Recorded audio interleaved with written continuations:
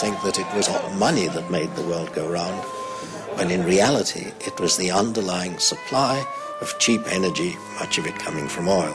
You end up with asking, what is more real? Is it the financial market or is it the oil supply in the ground? And everybody will come to the conclusion what is more real is the oil supply in the ground.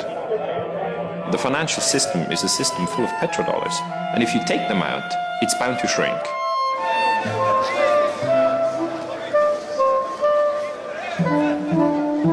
There isn't a company quoted on the stock exchange that doesn't tacitly assume a business-as-usual supply of cheap oil.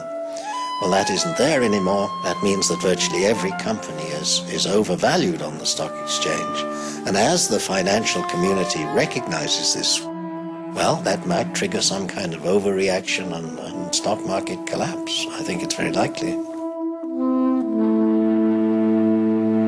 I wouldn't be surprised personally if it doesn't trigger another Great Depression comparable to the one of the 1930s, if not worse, because this one is imposed by nature rather than being a speculative bubble.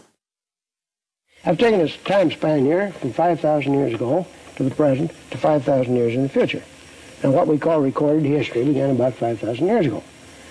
So what this shows is that this Washington Monument-like spike here is the episode of the fossil fuels, coal, oil, and natural gas, and every other kind of fossil fuel in human history. It's the most disturbing thing that's ever happened to the human species. It's responsible for our technological society, and in terms of human history, it's a very brief epoch.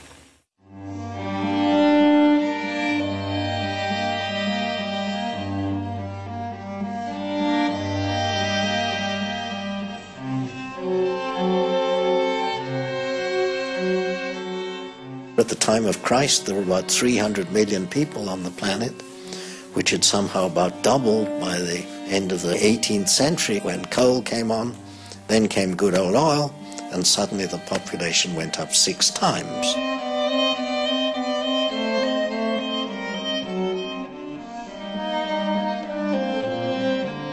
I don't think that we could sustain the present population of the globe, much less what it will be in 20 or 30 years, without the use of petrochemicals. Does it mean we've got to go back to a population not much different from what it was before oil?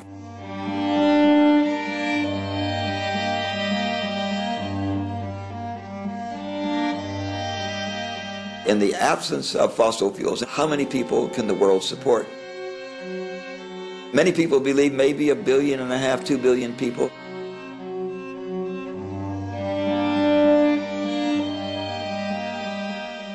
You don't often hope you're wrong. I really hope I'm wrong. Everybody I know who is concerned about peak oil hopes they're wrong.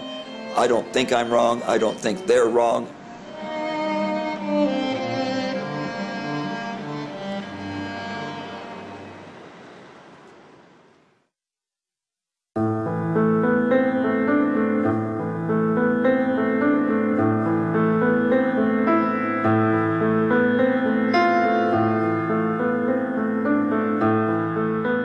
We're facing some sort of unprecedented, unparalleled situation, and that explains why it is so difficult for one to really accept it. One thinks there's got to be a solution.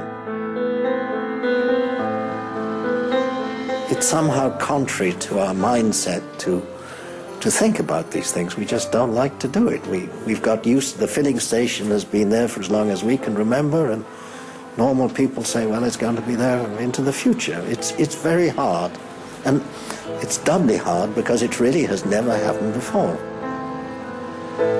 It's a strange issue of mindset and attitude and experience and behavior that somehow leaves us so unprepared for this situation. We identify a species called hydrocarbon man who lives on the strength of all of this oil. Well, his days are definitely numbered. Whether mankind or Homo sapiens as a species altogether will carry on living some different, simple way, that's another question.